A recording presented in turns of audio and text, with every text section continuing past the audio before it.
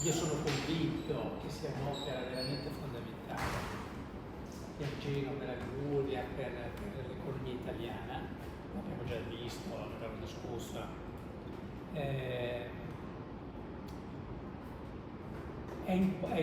È molto importante che quest'opera sia condivisa, cioè il fatto, la firma di oggi mi fa particolarmente piacere perché comunque avere un dialogo, un confronto con i sindacati e con i lavoratori sarà un tassello molto importante di quest'opera, perché insieme a tutti gli altri pezzi che ho citato prima, però opere di questa rilevanza senza una condivisione a 360 gradi poi incontrano sicuramente ostacoli, è molto più difficile portarla avanti. Quindi non la faccio lunga, ma sono contento della firma di oggi e di quello che faremo nei prossimi mesi.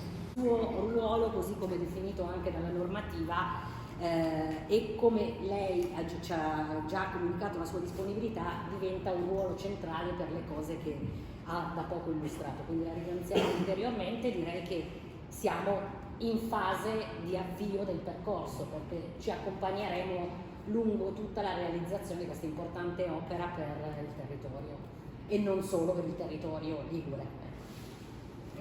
La ringraziamo per essere arrivata a questa firma, per la disponibilità e anche la celerità con cui siamo arrivati a questo accordo.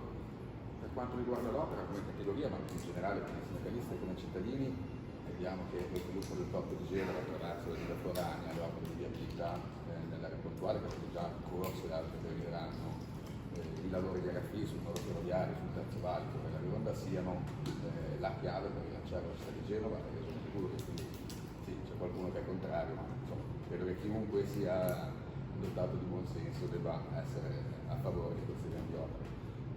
Avremo bisogno probabilmente di sentirci spesso, perché fortunatamente per il settore le cose sono un pochino cambiate, quindi in realtà avremo poi bisogno di avere una regia e una divisa per trovare le manodopera, probabilmente insomma dobbiamo anche poi lavorare per andare a cercare la manodopera per fare queste opere.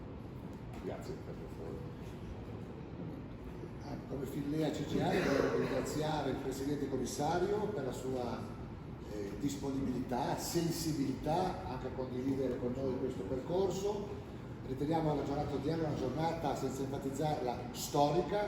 Il porto di Genova è il porto più grande del Mediterraneo, l'economia del mare per la nostra città, per la nostra regione è centrale, quindi per il rilancio e un ulteriore salto di qualità della portualità questa opera è di vitale importanza, anche perché darà un senso alle altre grandi opere che si stanno sviluppando sul territorio. Pensiamo una fra tutte il Terzo Valico, veramente una città, una regione che vuol guardare al futuro.